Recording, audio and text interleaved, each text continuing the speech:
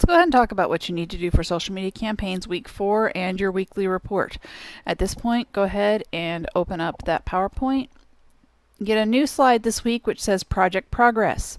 So I want to know, what is your greatest success this week? What was your greatest challenge? What have you enjoyed? What are you going to do differently to make your campaign a success next week? And don't just give me 3 words. My greatest success was doing this one pin. Tell me more. Tell me why. Show me how. Can you use your analytics? Hey, I made this one pin about XYZ promoting my article. I had 17 shares on Facebook. I got into this really great conversation on Twitter. I found some haters. What is it, that created challenges for you this week?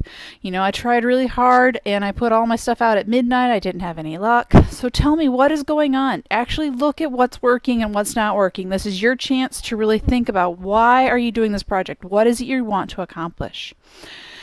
Next slide should look familiar. Go ahead and change it if you need to.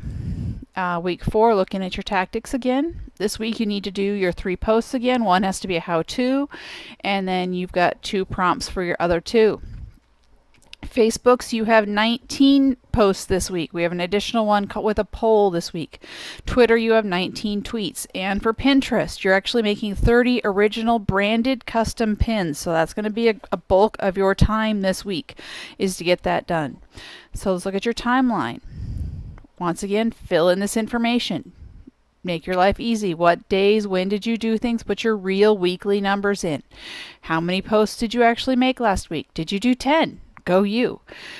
All right, tell me what day did you actually complete each tactic? I want you to kind of be really honest. Are you being, are you using those scheduling tools to your advantage, or are you dumping everything on Friday night hoping that by Sunday you'll have something? How are you making this work? How are you going to connect with your audience? What are you doing in order to make sure that you're consistently posting, that you're feeding this animal, that you're not going through binges, fast and famine type of thing. So tell me what's really going on and what you're doing. Same thing that you've seen before, do that WordPress analytics, because eventually you're going to see these side by side. So I can see by the end of the time, how many do you have? How many views? How many visitors? How many likes? Is it changing? Is it increasing? Is it decreasing? Why? Same thing, show me those posts that you made this week. There should be at least 3 of them. If you do more, give me more. Look at your Facebook analytics. What's working, what's not working? What did you do? What are you going to do? Same thing, give me your Facebook posts this week.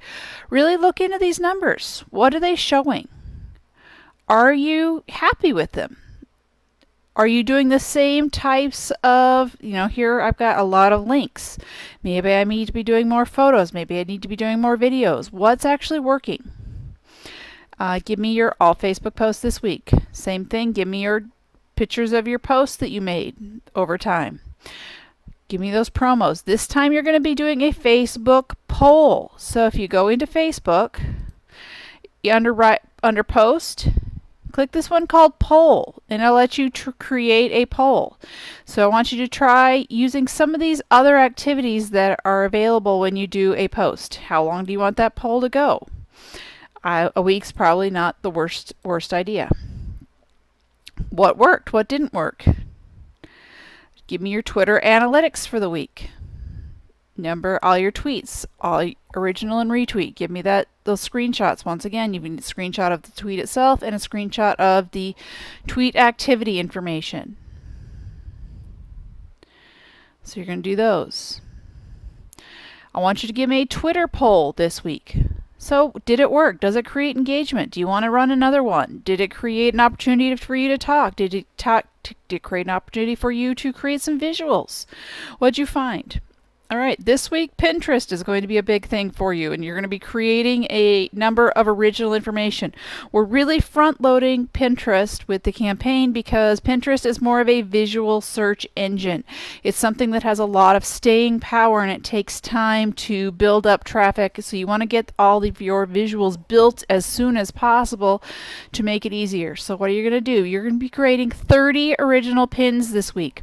You need for each pin to give me the address and a screenshot of each pin. So let's go ahead and go into creating some of that information for Pinterest. For Pinterest, when you go into Pinterest, I want you to see right over here on the edge, it's going to say create a pin. So when you do create a pin, it's going to pop this up. It's going to say, okay, what kind of image do you want? Where do you want it to go? So if they click on it, where do you want them to go? Do you want them to go to Facebook? Do you want them to go to your post about a certain article? Do you want them to send them to something else? Where do you want to put it? So maybe you've got your different boards. Make sure you're paying attention to where you're organizing and putting that information. Tell me what your pin is about, because telling me what your pin is about is how the search engines will know to tag and find and show your pin to other people.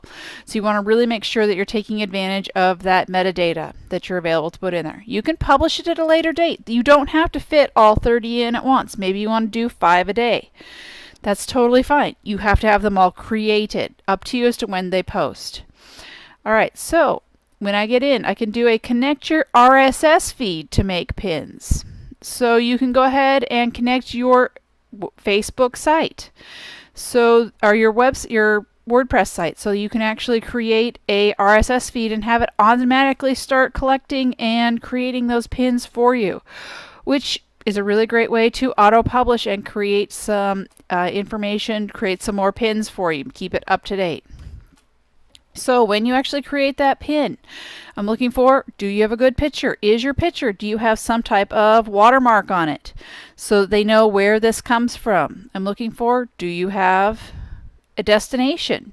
Do you have some type of information as to where they're going to go? What kind of stuff should we be seeing? Can I see what type of site you want to, or board you want to click it to? So make sure you are connecting all that information. Alright, so if I look at my boards in general, I can see I've got a lot of different things going on here. So creating pins, if you go into Canva, you can actually go Pinterest pin, and it'll come up with Pinterest graphic as one of your options. And under Pinterest graphic, you've got a lot of different opportunities to create. Maybe you want to promote your articles. Maybe you have some really interesting photography. What I'm looking for, are you giving me some type of ownership? Do you have some type of watermark on there? Make sure you're looking at the rubrics, that you're getting all the points that you can, because this is a relatively simple thing. 50 ideas for birthday parties. Read more at thisreallygreatsite.com. So maybe you're going to create some really cool promotion pieces for the information that you're collecting, that you're writing, that you're putting together. How can you use this content that you're creating to drive people to the different areas? It's totally up to you as to how you're going to do it. Do you want to do just really pretty sunsets? What fits with what you're doing? But you don't have to, start totally from scratch. There's a jillion different options out here.